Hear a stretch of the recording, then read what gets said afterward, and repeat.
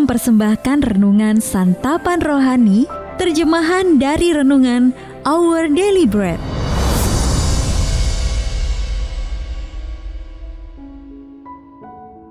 Untuk menerima notifikasi video baru kami, silakan tekan tombol subscribe dan tanda lonceng di bawah ini.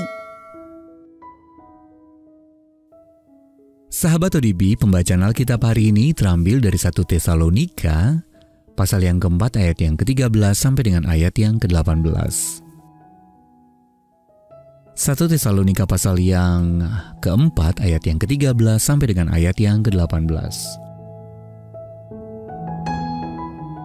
Kedatangan Tuhan.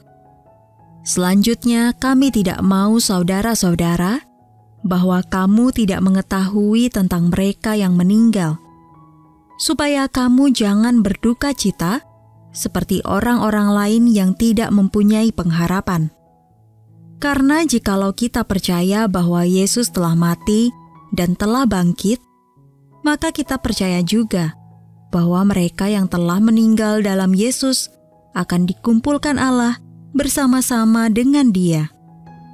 Ini kami katakan kepadamu dengan firman Tuhan. Kita yang hidup, yang masih tinggal sampai kedatangan Tuhan, sekali-kali tidak akan mendahului mereka yang telah meninggal. Sebab pada waktu tanda diberi, yaitu pada waktu penghulu malaikat berseru dan sangkakala Allah berbunyi, maka Tuhan sendiri akan turun dari sorga, dan mereka yang mati dalam Kristus akan lebih dahulu bangkit. Sesudah itu, kita yang hidup, yang masih tinggal, akan diangkat bersama-sama dengan mereka dalam awan menyongsong Tuhan di angkasa. Demikianlah kita akan selama-lamanya bersama-sama dengan Tuhan. Karena itu, hiburkanlah seorang akan yang lain dengan perkataan-perkataan ini.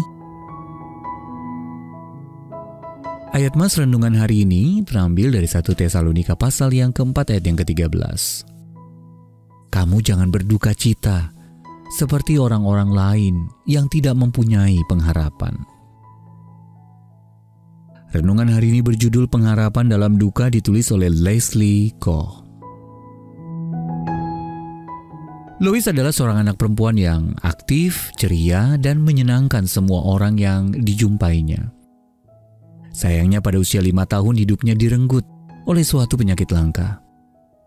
Kematiannya yang mendadak mengguncang kedua orang tuanya, Dede dan Peter.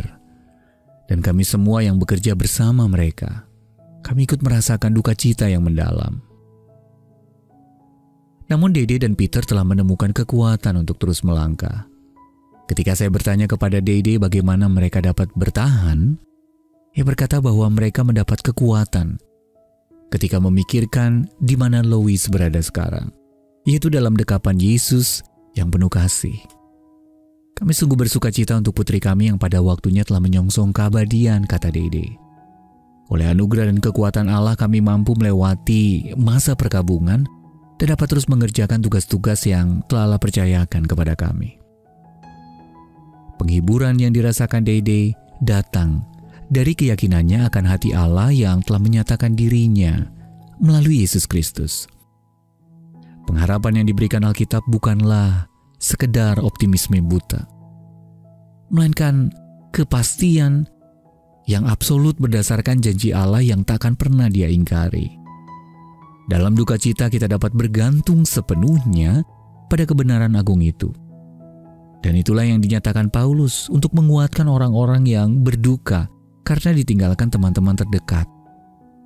1 Tesalonika pasal 4 ayat yang ke-14 berkata, karena jikalau kita percaya bahwa Yesus telah mati dan telah bangkit, maka kita percaya juga bahwa mereka yang telah meninggal dalam Yesus akan dikumpulkan Allah bersama-sama dengan Dia.